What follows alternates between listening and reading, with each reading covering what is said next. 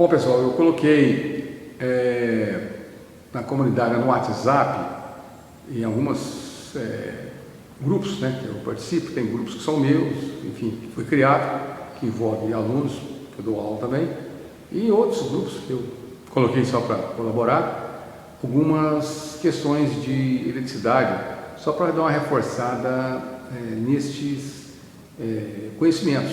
Você vê como é que você está. Eu coloquei inicialmente um número de exercícios, tá? Isso não tem muito assim limite não. Eu vou colocando devagar, isso será colocado no, como vocês estão vendo, no YouTube.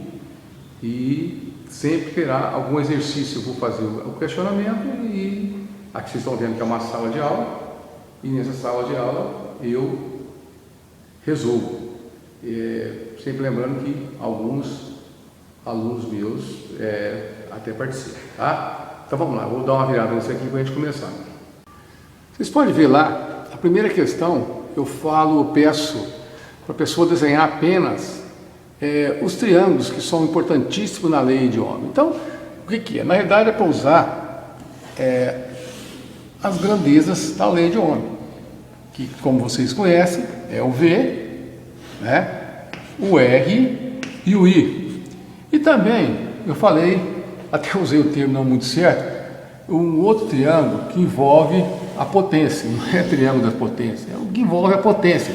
Ou seja, você tem o P, né, e trabalha com o V, o I. Ou seja, desses dois aqui, esse, eu normalmente em exercícios de corrente contínua, e também até alguns em corrente alternada, eu resolvo, tá? Então, esse é a resposta da primeira questão.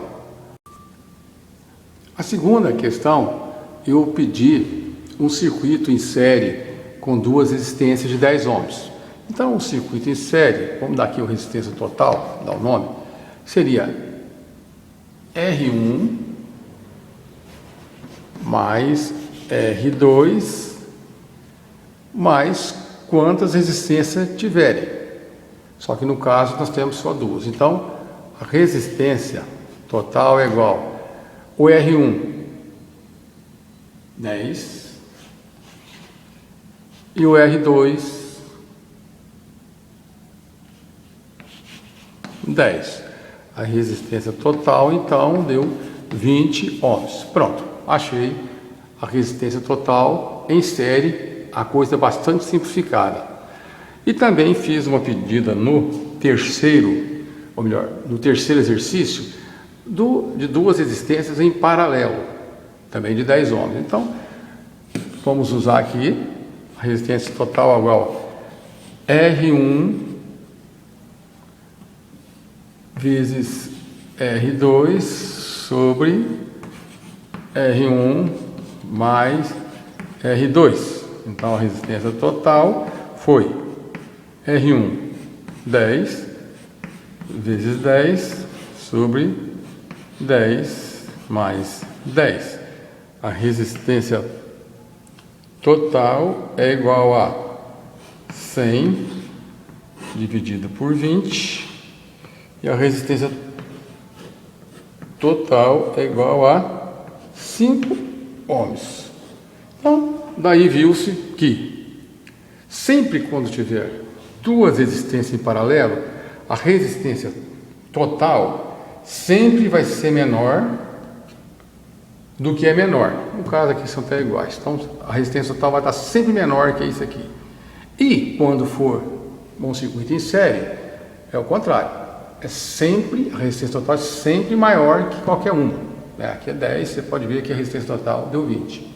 Ok? A questão 3, ainda dando continuidade, eu fiz a seguinte pergunta: se você pode retirar uma bateria e substituir por uma pilha, né? Esse teste foi feito em sala de aula para a pessoa entender bem isso. A resistência interna, que mostrada aqui, que toda a fonte tem, a resistência interna da pilha é 1 ohm. A resistência interna da bateria, 0,1. E da fonte retificada, essa fonte que é usada em todos os equipamentos, 0,01. Então, quanto menor a resistência, maior é a corrente e, consequentemente, maior a potência, já que a tensão da fonte, né, a tensão é sempre a mesma. Então, inicialmente, para entender, a bateria é 10 vezes superior ou de mais capacidade do que a pilha. E a fonte é 10 vezes superior à bateria. Tá? Então, aqui é a questão número 4. Qual é o melhor? O melhor é a fonte, né? Porque a fonte vai me dar uma potência maior. O que é a fonte? Bom, a fonte é a fonte retificadora que você aprendeu lá, retificar através de diodo ou outros meios qualquer. Tá certo? Então é muito importante ter esta informação. Observe então a questão número 5, que um circuito equilibrado, trifásico, e que até se botei aqui uma corrente de 1 ampere, outra de 1 ampere, outra de 1 ampere para facilitar o raciocínio, eu perguntei qual é a corrente que dá no neutro, né? Que seria nesse aqui, no neutro aqui.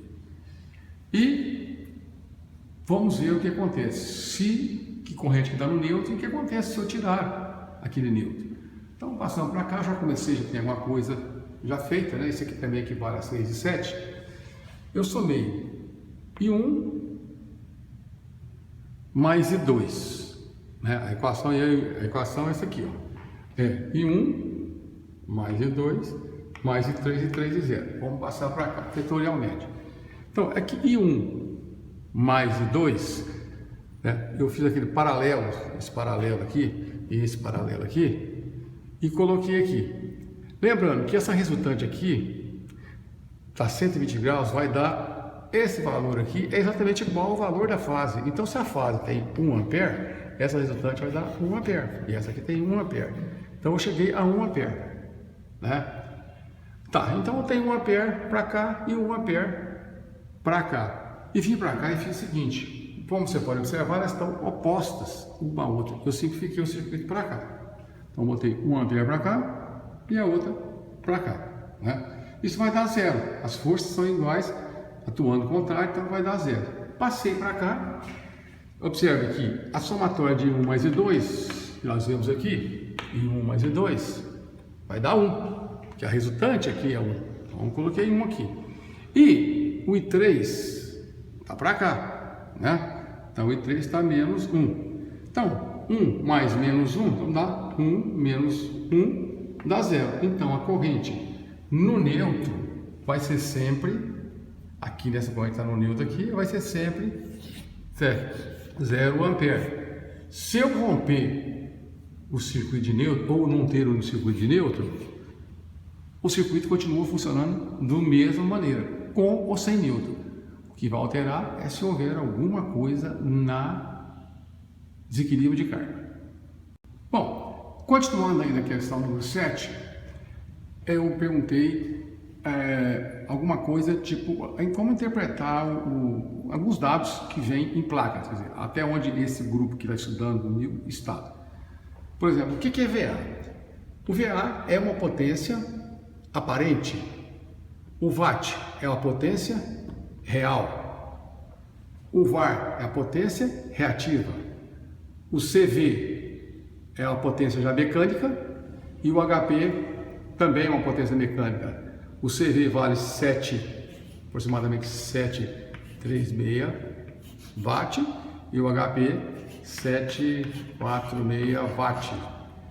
Ampere, corrente, você já conhece. Volt. FS, o que é FS? Vou dar um exemplo aqui.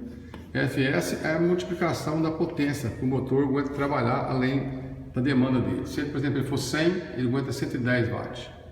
Fator de potência. Fator de potência é aquilo que existe em todo o circuito que envolve capacitores, motores, etc., em combinação de tal.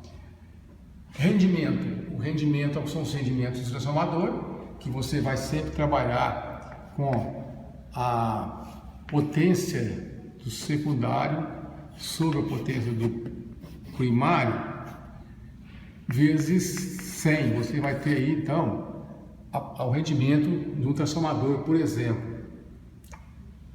A regulação é a capacidade do transformador, por exemplo, se um transformador de 100 volt, se ele, com a carga dele estabelecida, se ele mantém o 100 volts ou quanto ele perde, né?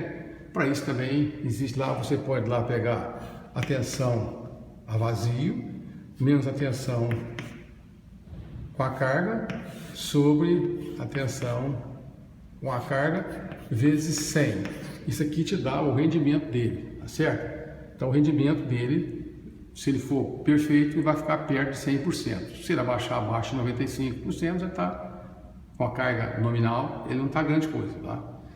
O BTU, né, que também é uma potência, né, e o BTU também pode ser convertido em potência elétrica, como o watt, e também em potência mecânica, em HP. Isso aí é questão de apenas de número. O BTU é uma potência térmica. Tá? Essa questão foi mais uma que foi colocada lá também.